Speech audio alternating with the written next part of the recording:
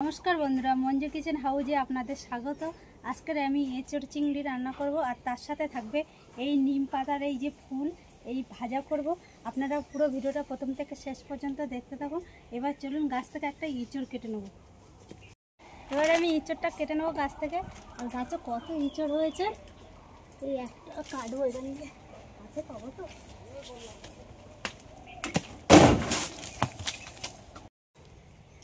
সদ্য গাছ থেকে কেটে আনার পরে কি কষ হচ্ছে, এবার এই কষটা ভালো করে ঝরিয়ে নেবো, এইভাবে রেখে দেবো কিছুক্ষণ, তারপরে এবার অন্য কাজগুলো করে নেবো।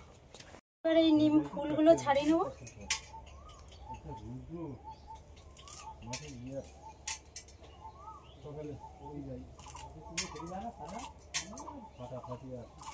বন্ধুরা কতটা ফুল ছাড়িয়ে নিয়েছি, অনেক পাতা পেরে দিয়েছে সকালবেলায় গাছ থেকে তোমাদের দাদা।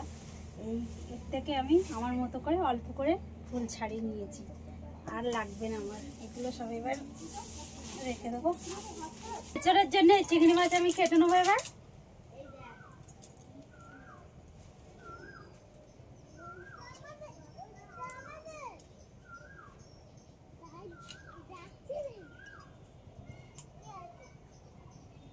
জলের মধ্যে অল্প করে হলুদ দিয়ে দেবো।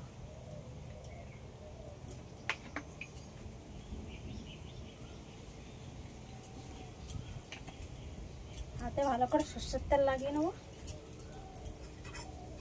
বটিতে একটু লাগিয়ে নেবো। এবারে ইঁচড়টা কেটে নেবো।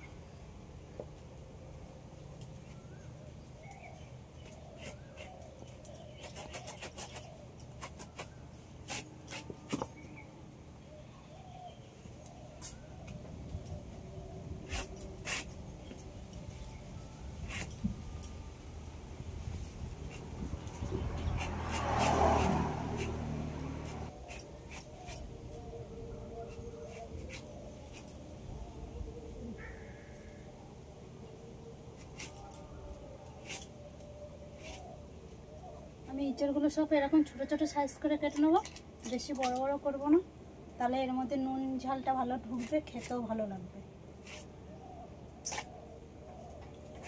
তাহলে তাড়াতাড়ি সিদ্ধও হয়ে যাবে।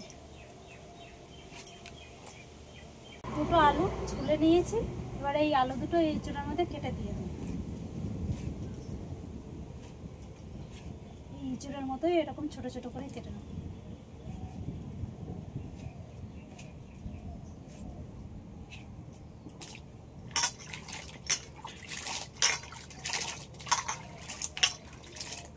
অল্প করে জিরে,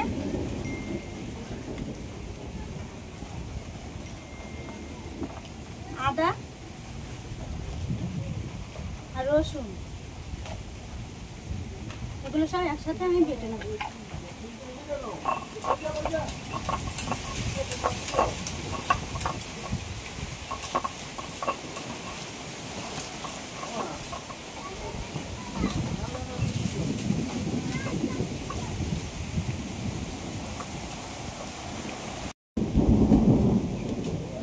চলে গেছে, কড়াই বসিয়ে দেবো।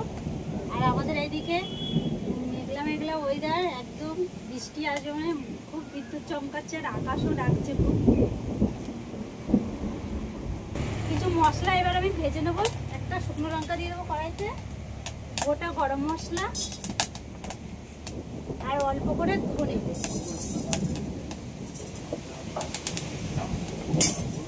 এগুলো আগে একটু হালকা করে ভেজে নেবো।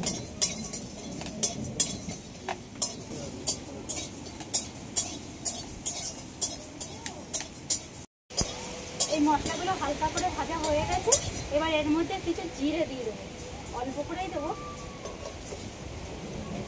এবার এগুলো সব একসাথে ভালো করে ভেজে নেব। মশলাগুলো ভাজা হয়ে গেছে, এবার আমি এর মধ্যে জল দিয়ে দেবো, জলটা ভালো করে ফুটিয়ে নেব। মশলাগুলো আমি গুঁড়ো করে নেবো।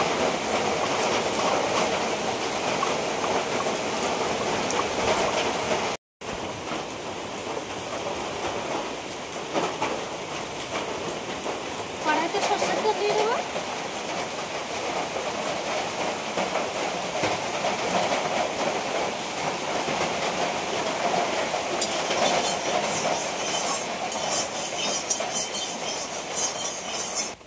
অল্প করে হলুদ দিয়ে দেবো।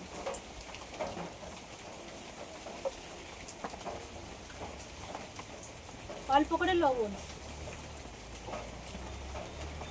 এবার চিংড়ি মাছগুলো ভেজে নেব।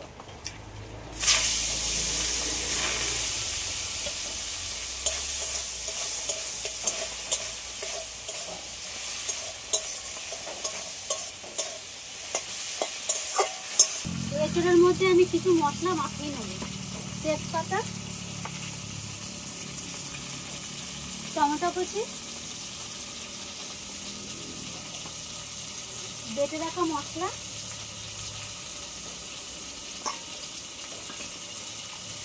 পেঁয়াজ কুচি,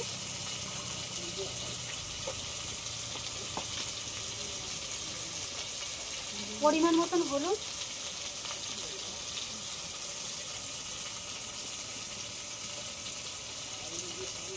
স্বাদ মতো লবণ দিয়ে দেবো।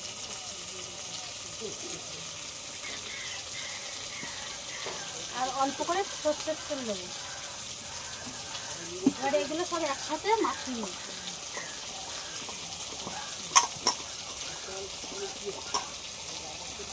চিংড়ি মাছগুলো ভাজা হয়ে গেছে, এবার তুলে নেব।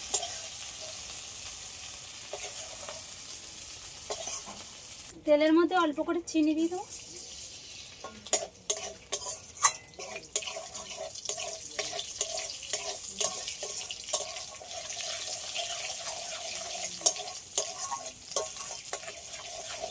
তরকারির কালারটাও ভালো হবে, খেতেও ভালো লাগবে।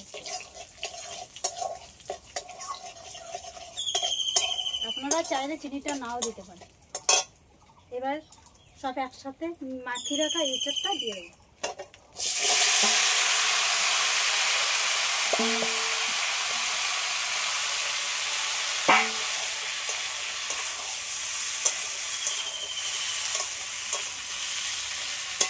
ঢাকা দিয়ে দেবো। আর ঢাকা দিয়ে এইভাবে এঁচোড়টা ভালো করে কষিয়ে নেব। অল্প করে লঙ্কার গুঁড়ো দিয়ে দেবো, বেশি দেবো না।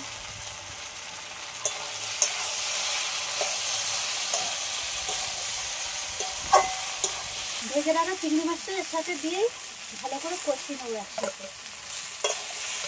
আর কষাতে কষাতে এঁচোড়টা প্রায় সিদ্ধ হয়ে গেছে। জল গরম করে রেখেছিলাম, এই জলটা এবার দিয়ে দেবো।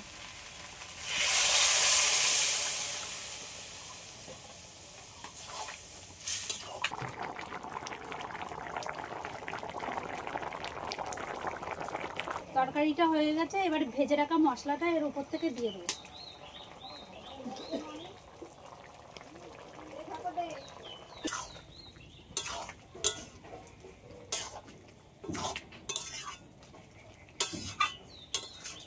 তরকারি হয়ে গেছে, আর লাভিয়ে নেবো। পাতা ফুলের মধ্যে একটা ছোট আলু এরকম ছোট ছোট করে কেটে নিয়েছি, এগুলো আগে ভেজে নেব।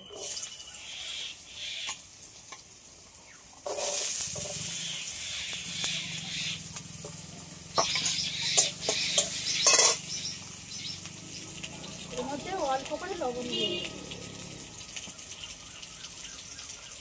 আর সামান্য পরিমাণে হলুদ দেব।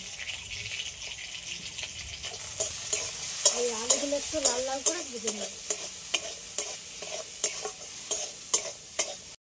এবার আমি এই ফুলগুলো ভেজে নেব।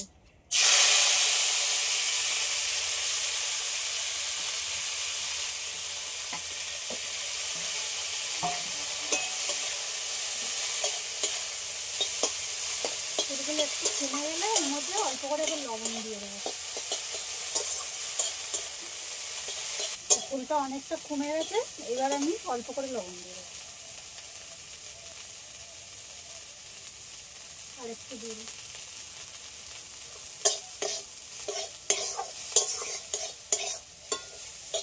আর এই ফুলগুলো একটু কড়া করে ভাজবে, তাহলে ফুলটা একটু কম লাগবে।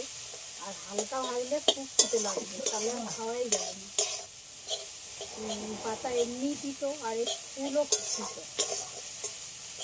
এই নিমের ফুল এই ভাজাটা এইভাবেও খাওয়া যায়, আবার বেগুন এই আলুর মতো করে এরকম ভাবে ভেজেও এর মধ্যে দিয়ে খাওয়া যায়। তা আমি এবার আলুটা দিয়ে দেবো।